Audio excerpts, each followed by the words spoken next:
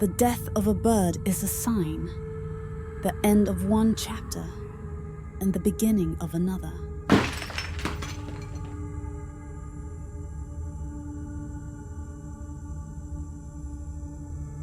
Can you feel it? Something's changed.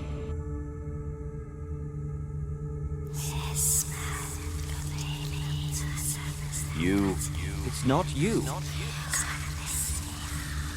No, it's impossible.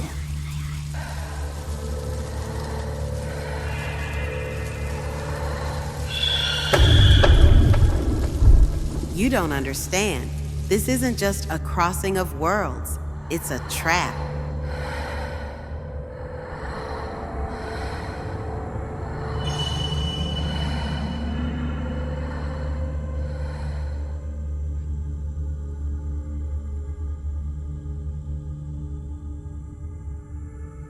You're not who you say you are, and neither am I.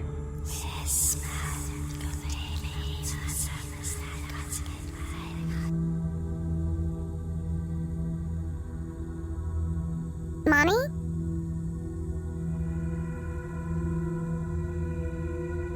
No.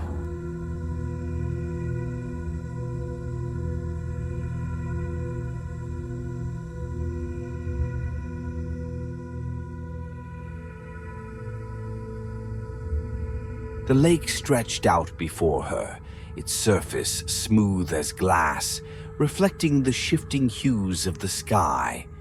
The trees, dark silhouettes against the afternoon light, stood sentinel along the shore.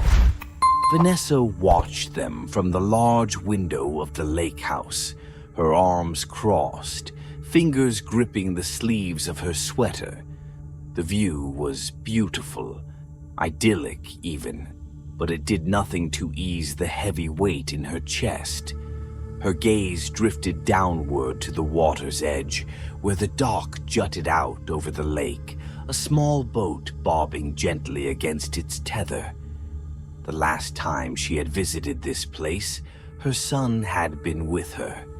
She could still hear his laughter, the way he had run along the dock, his little arms outstretched, pretending to fly. The memory pressed down on her, sharp and relentless. She closed her eyes. A sudden thud against the glass made her jerk back, her heart leaping into her throat. She gasped, pressing a hand against her chest, then turned her eyes toward the window. A bird. It had struck the glass head first, and now its small body twitched against the wooden deck outside before going still. Vanessa stared at it, her breath catching. A cold sense of unease spread through her. Slowly, she moved toward the door, pushing it open. The wind carried the scent of pine and damp earth as she stepped outside. The bird lay motionless, its delicate wings folded unnaturally beneath it. A small smear of blood marred the wooden planks. Vanessa knelt beside it, hesitating before reaching out with trembling fingers. She barely touched its soft feathers before she knew it was dead. Footsteps approached behind her. She didn't need to turn to know it was Alex. His presence was steady, familiar, even if everything else felt uncertain. He crouched beside her, exhaling quietly. They say the death of a bird means the end of one chapter and the beginning of another, he murmured. Vanessa's lips pressed into a thin line. Who says that? Alex shrugged. Superstition, I guess. He glanced at her, waiting for a reaction, but she said nothing. The wind shifted, rustling the trees. The house loomed behind them, its large windows casting faint reflections of their figures.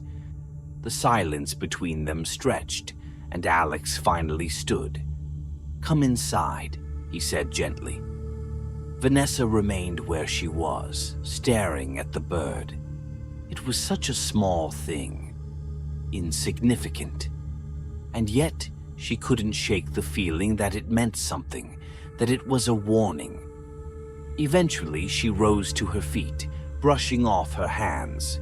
She followed Alex back into the house, but just before stepping inside, she turned for one last glance at the bird. It hadn't moved, and yet somehow she felt as though it was still watching her. Vanessa sat at the kitchen table, tracing invisible patterns against the wood grain with her fingertips. The silence in the house felt different today, heavy, stretched thin, like the pause before a storm. Alex and Martel sat nearby, the soft clinking of coffee cups the only sound between them. She set down her cup. "I think I'm going for a hike." Alex looked up from his plate, his expression unreadable. "I don't think that's a good idea." Vanessa frowned. "Why not?" He hesitated, then glanced toward the window. The trees loomed beyond the glass, dark and still beneath the afternoon light. "I heard something last night," he said finally. "Out in the woods." Martel smirked. "It's the woods, Alex. There are always noises in the woods." Alex ignored him. "It wasn't an animal," he continued, voice low. "It sounded like voices, whispering." Vanessa's hands tightened slightly around the edge of the table. "You think someone's out there? Probably just hunters or kids messing around," Alex admitted. "But something about it felt off." Martel leaned back in his chair, shaking his head. "You sound just like Dad." Alex's jaw tensed. "Here we go." Vanessa looked between them. "What do you mean?" Martel exhaled sharply. "There's an old facility not far from here, government-run, supposedly abandoned.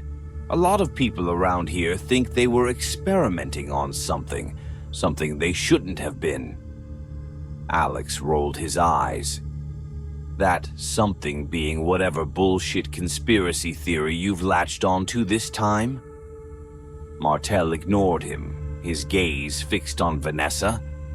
"They shut it down years ago. But people went missing, Vanessa. Not just employees, locals too. Hikers, travelers. No bodies, no explanations." Vanessa frowned. "If people are really disappearing, why isn't anyone investigating?" "Because officially, nothing happened," Martel said. "The land was reclaimed as part of some nature conservation project. But ask anyone who's lived here long enough and they'll tell you something was going on up there, and now people just avoid the place." Alex scoffed. "And you believe all of that?" "Martel, come on." Martel turned to him, his expression hard. "Dad did." The words hung in the air. A tense silence followed, stretching out between the three of them. Vanessa knew better than to mention their father around Alex. His disappearance had left an unspoken wound between the brothers, one they rarely acknowledged. Alex ran a hand down his face. Dad was obsessed with things that weren't real. He vanished, chasing ghosts. Martel's jaw tightened. Or maybe he found something we weren't supposed to see. Vanessa spoke before Alex could reply. "I still want to go for a hike."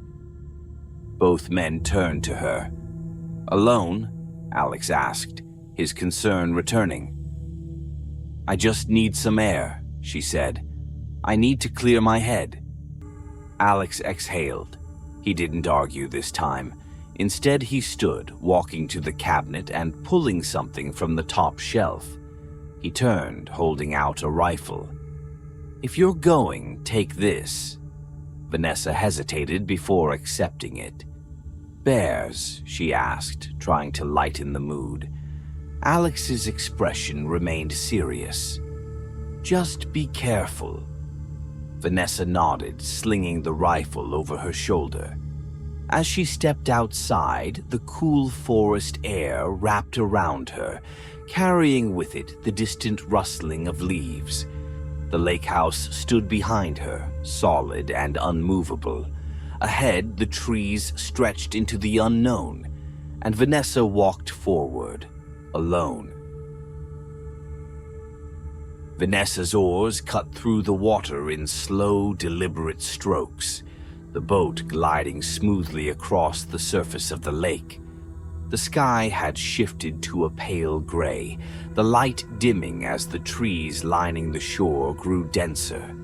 She kept her focus on the distant tree line ahead, trying to ignore the gnawing unease that had been growing in her chest since she left the house. She had needed to be alone, needed to breathe, to clear her mind. The house had felt suffocating, the weight of grief pressing down on her shoulders. But now, as she neared the other side of the lake, she wasn't sure if she felt any lighter. The boat scraped against the shore as she jumped out, pulling it farther up onto the damp earth before slinging the rifle over her shoulder. The air was crisp, the scent of wet leaves thick as she ventured forward. It was peaceful here, eerily so. She walked until she found a quiet clearing, a place to sit and collect her thoughts. She leaned against a fallen log, pressing her forehead against her knees, trying to push back the memories that had been haunting her since they arrived at the Lakehouse. Her son's laughter echoed in her head, the sound blending into the rustling of the trees. Then, the rustling grew louder. Vanessa lifted her head. A group of birds, wings fluttering frantically, flew in the same direction, towards something deeper in the woods. The hairs on the back of her neck stood on end. A sudden crack echoed through the trees. A gunshot. Vanessa barely had time to react before bark exploded from a tree inches from her head. She gasped, dropping to the ground, gripping the rifle tightly as her heart pounded. Someone was shooting at her. She pressed herself against the log, listening. Silence. She gritted her teeth, steadied her breathing, then shifted just enough to get a view past the log. A shadow moved in the distance. She saw a figure, someone crouching behind a tree. She didn't think. She aimed, fired. A pained cry rang out. Vanessa scrambled to her feet, gun still raised, and approached carefully. Her pulse pounded in her ears. The figure was slumped against a tree, clutching their leg where the bullet had struck. Their breath came in sharp, pained gasps. Vanessa froze. She was looking at herself. Her own face, her own clothes, her own rifle. Her stomach lurched. The wounded woman, the other Vanessa, lifted her head, her eyes filled with the same shock and horror Vanessa felt. For a long moment, neither of them moved.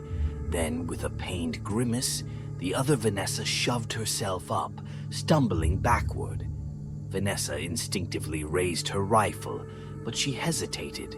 Too long. The other Vanessa turned and ran, disappearing into the trees. Vanessa stood rooted in place, her breath ragged. The rifle in her hands felt heavier than ever. She turned in a slow circle, scanning the woods around her, expecting to see someone, something, watching her. But there was nothing, only the trees, only the whisper of the wind. Somewhere in the distance, the birds had gone silent. The lake was still. The water stretched out in front of Vanessa, reflecting the sky like a mirror, perfect and undisturbed. She stood on the shore, her breath slow and unsteady, the weight of exhaustion settling deep in her bones. Her hands trembled at her sides, dirt streaked and raw from everything she had endured. She had lost count of the realities she had crossed through, the versions of Alex and Martel she had met, the pieces of herself she had left behind. She had seen her husband as a grieving man, as a monster, as a stranger who had killed in desperation. She had seen herself as broken, as lost, as someone who would never stop searching. But now, standing before the familiar Lakehouse, she knew this had to be the last time. The wind shifted and she inhaled deeply, trying to steady herself. Then, it happened. A thud against the window.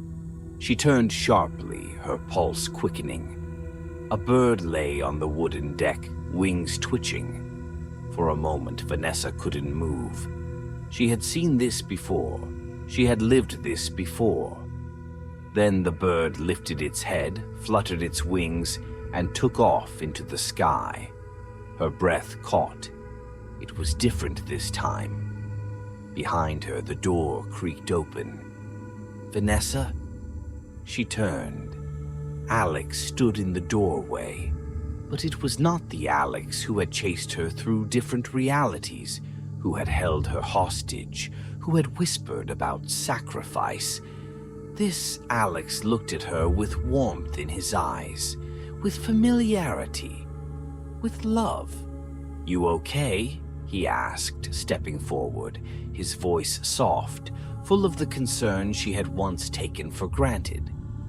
Vanessa couldn't speak. Alex frowned slightly, then smiled. "I was starting to wonder where you went. You've been gone a while." She swallowed hard, fighting the lump rising in her throat. I needed some air," he nodded, stepping beside her. The warmth of him, the simple presence of him, made her chest ache. He turned his gaze to the lake. "It's peaceful today." She looked at him again, searching for any sign that this was another version, another cruel trick of the universe. But this Alex felt right, and then... "Mommy?" Her whole body stiffened. The voice was small, uncertain. Vanessa turned, her heart in her throat. A boy stood in the doorway, rubbing his eyes sleepily. His tiny feet were bare against the wooden floor. His hair was messy, the way it always was in the mornings when he had just woken up. She couldn't breathe. She couldn't move. The world around her blurred. Her son. Her knees nearly gave out as she took a step forward. He blinked up at her, confused, his little face scrunching. "Mommy, why are you crying?" A choked sob escaped her before she could stop it. She dropped to her knees, reaching for him, her fingers trembling as they brushed over his arms, his cheeks, his soft curls. Warm. Real. "Here. I missed you," she whispered, barely able to get the words out. The little boy giggled, wrapping his arms around her neck. "I was here the whole time, silly." She closed her eyes, holding him tighter than she ever had before. Behind her, Alex chuckled. "He had a bad dream last night, kept asking for you." Vanessa let out a shaky breath, pressing her lips against her son's hair. A bad dream. Maybe that's what this had all been, or maybe she had simply found her way home. For the first time in what felt like forever, she allowed herself to believe that this was real, that this was hers, and as she held her son in her arms, she knew she would never leave again.